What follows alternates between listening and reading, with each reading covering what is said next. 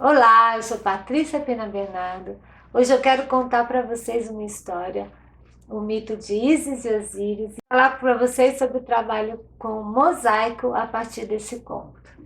Esse e outros contos e outros trabalhos estão detalhados no meu livro Volume 5, A Prática da Arte Terapia, Correlação entre Temas e Recursos. É o volume amarelo. Nesse volume eu falo sobre alquimia nos contos e mitos e arte-terapia, criatividade, transformação e individuação. Então vou contar para vocês o conto de Ísis e Osíris. Osíris, ele era o deus egípcio das terras férteis que estão próximas ao Nilo, ao rio Nilo. E ele era casado com Ísis. Ísis e Osíris eram um casal boníssimo, muito amado por todo o povo. Ísis foi quem ensinou as mulheres a fazerem tranças nos seus cabelos, a pintarem os seus lábios com romã. E ela lia a história das crianças que nasciam nas rachaduras dos tijolos. E Osíris, ele era muito invejado pelo irmão dele que se chamava Sete, que era o deus das terras selvagens, das terras vermelhas, mas onde nada brotava. E então Sete queria ter o mesmo, ser aclamado pelo povo como era Osíris. E ele então quis matar o irmão para tomar o lugar dele. E ele fez um plano. Ele pensou assim: eu vou fazer um caixão e dentro deste caixão eu vou colocar figuras belíssimas, representar a deusa Nut, que é a deusa do céu estrelado, e vou falar que quem couber nesse caixão vai ganhar o caixão. E aí ele promoveu uma festa, enquanto a esposa dele levou a Ísis para passear, e aí ele falou assim: quem entrar nesse caixão, quem couber direitinho dentro deste caixão, vai ganhar o caixão. E aí todos entraram, só que Osíris, ele era um homem muito grande, maior do que os outros homens. Então ele fez o caixão exatamente do tamanho de Osíris. Quando Osíris entrou, coube direitinho dentro do caixão, ele fechou. E aí Osíris, ele já tinha combinado com as pessoas que estavam lá, pegaram o caixão e deram um fim nele. Quando Ísis chegou e não encontrou o marido, ela ficou desesperada. Saiu pelos campos, enlouquecida, pegou uma tesoura, cortou os seus cabelos longos, as suas tranças. E ela estava até irreconhecível. E ela estava assim, infeliz, estava triste, estava magoada, machucada, com o coração partido, no meio de uma floresta. E ela ouve crianças brincando, de colocar o homenzinho no caixão e tirar do caixão, e ela pergunta: do que vocês estão brincando? E as crianças falam: é que nós sonhamos com Osíris dentro do caixão, pedindo: me tire daqui.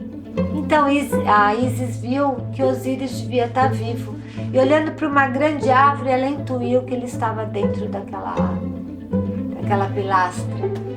E aí, tentando tirar ele de lá de dentro, mas a casca era muito grossa, ela adormeceu. Nisso, o rei pegou essa árvore para fazer uma pilastra do seu castelo.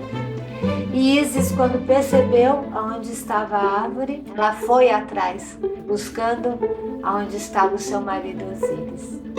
E aí ela viu crianças brincando, as crianças espirraram água no rosto dela, e ela, por um momento, voltou a sentir um pouco de alegria no coração, o perfume dela voltou, e a rainha, a mãe das crianças, chamou ela para tomar conta das crianças, ser babá das crianças. E ela foi ser babá nesse castelo, mas toda noite ela voava com suas asas procurando pelo marido.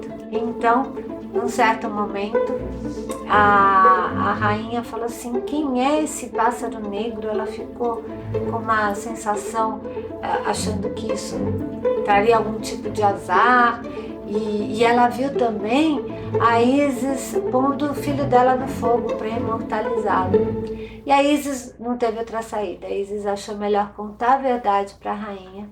E a rainha então compreendeu, acreditou nela e permitiu que ela cortasse a pilastra do castelo para levar e retirar o seu marido de dentro.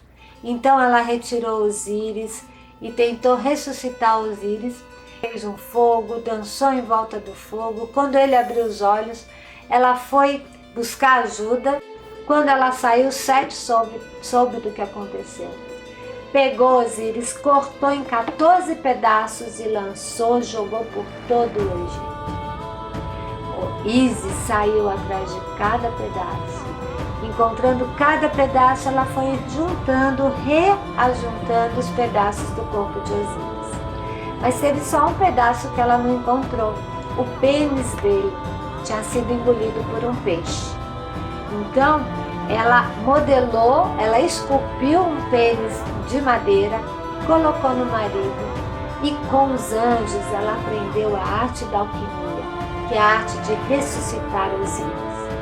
E aí ela começou então a trabalhar em cima do corpo de Osíris, chamando a sua alma de volta. E aí ela conseguiu ressuscitar Osíris, mas ela conversava com Osíris no mundo dos sonhos, porque os mortos nunca morrem, eles continuam vivos nesse mundo dos sonhos. E toda noite ela fazia amor com Osíris, e ela engravidou e teve o seu filho, do Osíris reanimado, o seu filho Horus, o deus com a cabeça de águia. Horus toda noite se encontra com o pai que o prepara para ser o seu sucessor. Essa história ainda continua. Horus luta com Sete e vence a batalha. Então esse conto Ísis e Osíris pode ser usado para reconstituição do nosso mundo, relacionado com as operações alquímicas de mortificácio, separácio, conjuncio, que é o fechamento de um ciclo, a síntese do que foi vivenciado, o que nós resgatamos, o que nós desprezamos, que já cumpriu o seu papel dentro do nosso desenvolvimento, e a abertura para um novo ciclo de vida. Então a caixa, ela pode representar esse espaço e esse processo de integração depois de um momento de separação, de um momento de fechamento, de finalização. E nessa reorganização, nós descobrimos sempre alguma coisa nova, a gente integra o futuro, os sonhos, novas perspectivas. Nós podemos também usar casca de ovo para juntar nesse trabalho. E o mosaico também pode ser feito de diferentes formas, pode ser feito numa tela, com azulejo, numa madeira também. Essa história e outras relacionadas com as operações alquímicas e com o processo de individuação, que é o caminho de nos tornarmos mais inteiros, mais integrados, está nesse livro, volume 5, como eu falei para vocês, Alquimia nos Contos e Mitos e Arte-Terapia, Criatividade, Transformação e Individuação. E nesse livro vocês encontram também,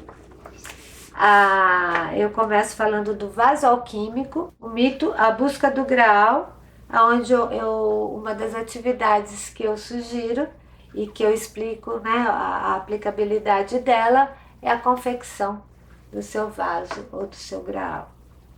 Depois, a prima matéria, contos, que eu trago o conto A Montanha e a Pedra, e eu trabalho com pintura em pedras a partir desse conto, e o conto O Velho. Circulácio, a espiritualização versus concretização, a vivência e o distanciamento do que foi vivido para a gente poder extrair significados desse processo, extrair sabedoria do que a gente viveu. Eu falo nisso a partir do conto Inanna, do mito de Inanna Star, do conto As Borboletas Amarelas e Azuis, Romeu e Julieta também. Nessa parte eu falo também da atividade de feltragem, ligando com uma das partes do mito de Inanna, que é feito com lã em estado bruto, né, lã cardada, e essa lã ela é espetada e pode ser feita em vários, ela é feita com agulhas e a gente cria quadros de lã, quadros de pano, depois tirando do plástico, por exemplo, a gente pode formar um quadro de lã. Essa é uma técnica da antroposofia que eu também relaciono com esse mito de Inanna aqui nesse livro. Nesse livro eu falo também do separatio, mortificatio e conjunctio, processo criativo, iniciação e transformação, através do mito de Ísis e Osíris, que eu acabei de contar um pedacinho sintetizado para vocês, e também Deméter e Perséfone. Depois, coagulácio, calcinácio, solúcio e sublimácio, as operações que têm a ver com os 4 elementos na alquimia, através do conto Eros e Psique. A joia da inteireza e o elixir da eterna juventude, a pedra filosofal e a individuação, a partir do conto Como Nasceu o Primeiro Beija-Flor. Eu já contei esse conto para vocês num outro vídeo. Depois, Multiplicácio, partilhando sementes, através do conto Quadro de Pano. E finalizando, a arte-terapia como um caminho de alquimia interior, a partir do conto A Menina e a Lanterna. Vocês gostaram desse vídeo? Deixe o seu like. Se ainda não se inscreveu no meu canal, se inscreva. Toque o sininho para receber notificações. E até o nosso próximo encontro.